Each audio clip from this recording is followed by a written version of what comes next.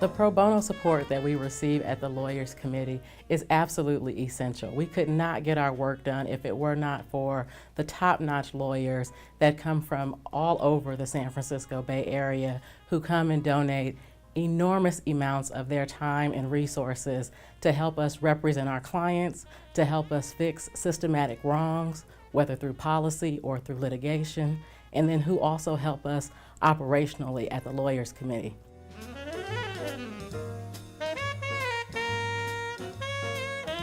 We're honoring George Brown from Gibson, Dunn & Crutcher with the Jack London Award this year for his outstanding advocacy on behalf of students of color who would be otherwise held back from educational equity.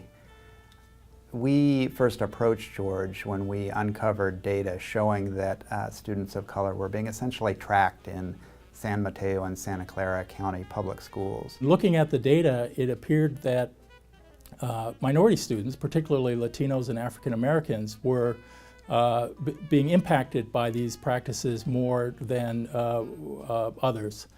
And that caused us a great deal of concern. George recognized the issue immediately. You could tell it really spoke to him on a level that offended his sense of justice. And he worked with us to develop a strategy to take on the problem and to remedy it. Part of the concern, is that if you don't get started on the right path in math in high school, then you're going to miss out on some opportunities in life. We need more kids to go into math and science, and the opportunity to do that ought to be fairly distributed. Part of the reason why I enjoy helping the Lawyers Committee and helping the Lawyers Committee accomplish its mission is because throughout my life I've had many people pave the way and create opportunities for me. And if it wasn't for the work of people that went before me that created opportunities for me to go to college, for example, and to pursue different career opportunities, I might not have had the success that I've had in my career. And so I feel good about the opportunity to do the same for others. And that's a force that drives me to do what I do.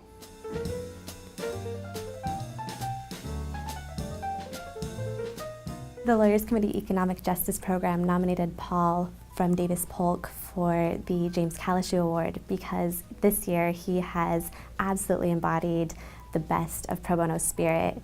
He has enthusiastically rallied his colleagues and the associates at his firm to volunteer with legal services for entrepreneurs and provided assistance both to our clients as well as to other attorneys working on our clients' projects. One of the things I've loved about working with legal services for entrepreneurs is that you get to work with people in disadvantaged situations. In one instance, this janitor who just does office cleaning is now setting up his own business, and he's now in charge of 8 other employees, and we've been able to help him take his dream from just starting out just earning a living to now being his own boss and kind of having control over his economic destiny. Thanks to volunteers like Paul, we're able to provide support to entrepreneurial clients who otherwise wouldn't have access to achieving their business dreams and supporting their families through their business ideas. And what legal services for entrepreneurs provides, I think, is this feeling of I'm an individual, I can control my own destiny. And I think that's very powerful.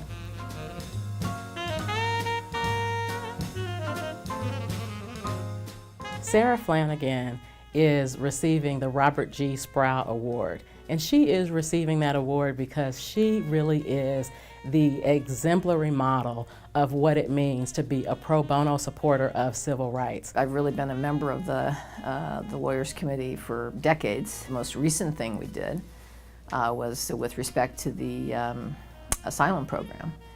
And we wanted to get a new generation of attorneys at Pillsbury engaged in that work. So we worked with the Lawyers Committee to develop a program that they could export to the firm. One of the things that I value and appreciate most about Sarah is that she is always available to be a thought partner, a sounding board, always available to help us figure out how best to achieve our mission, how best to serve our clients, what we should be doing in order to elevate the representation that we provide to our clients, and how we can address some of the systematic, deeply entrenched discrimination that we go about trying to remedy in our work here at the Lawyers Committee. Power, breeds corruption, as they say. When you have power, you have the potential to abuse it. And it's important that people with power know that those who appear not to have power do have people standing behind them who will step in and make sure that they are not abused. That's the critical importance of the Lawyers Committee. It's the critical importance of how they leverage their commitment out into the community through lawyers and law firms, so that the most vulnerable among us do not go unprotected.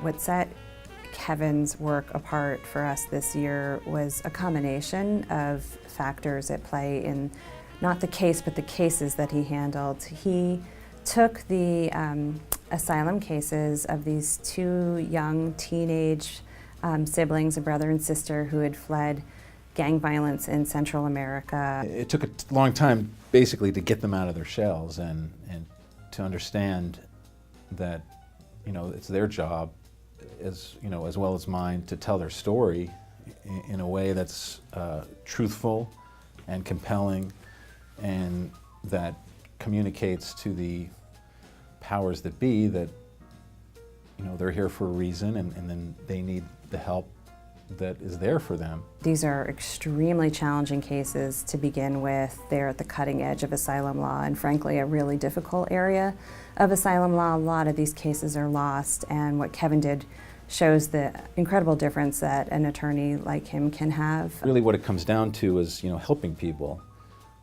People come to you, they have complicated problems, they have no idea how to solve them, and as a lawyer, you dig into that and you advise them on what they need to do to get to where they want to be. We just marked the 30th anniversary of the asylum program, and while it's an incredible time to look back and think about the literally thousands of refugees who have been served by the program, it's also a time to look forward, because the need is still there, and it's growing with each day as conditions around the world send people to the United States seeking safety. And it's the pro bono attorneys like Kevin, and really the army of volunteers that make the program possible, that go beyond that and save the lives of so many individuals who are fleeing persecution.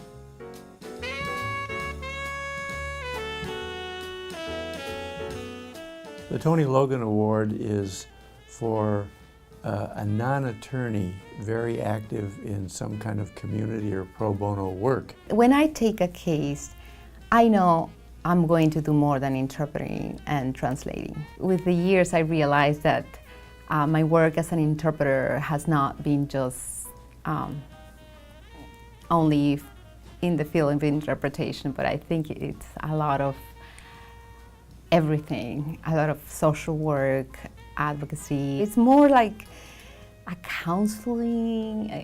It's just being human. Suseli, I think, as we've seen, has all that emotional commitment to the client, and also a great ability to commit over a long period of time, some 7 years, on a case that just was completed last year. At the beginning, I felt very drained with the emotions, and I kind of felt her pain more.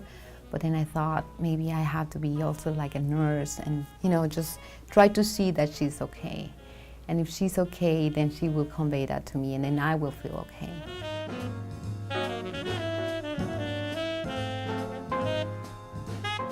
Richard worked with a client of the Second Chance Legal Clinic whose goal was to eventually start a career in nursing.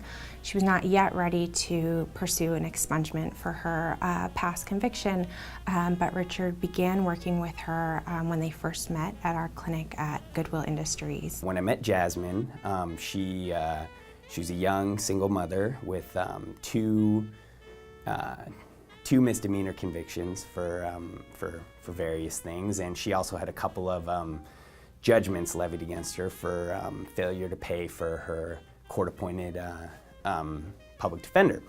And so she was trying to get back on her feet, and she was in school trying to get a job. In that time, what was really striking about his work was that even when for the client the issue had to take a back seat due to other priorities, he didn't give up on her. He continued to support her and was there to help her with her case when she was ready to resume it. Her life is not predictable, and there were times when we fell out of communication, but we were able to put together a really nice couple of petitions with, working with her teachers and her family members to get some great letters saying what a great job she was doing and trying to put her life back together.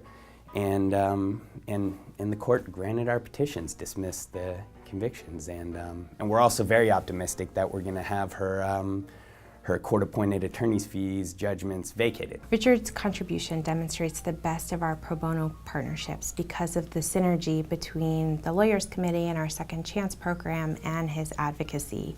We were able to provide resources and support to him as he worked with his client, and through that work he identified new strategies for addressing an issue that comes up a lot for our clients, which is debt related to their past convictions.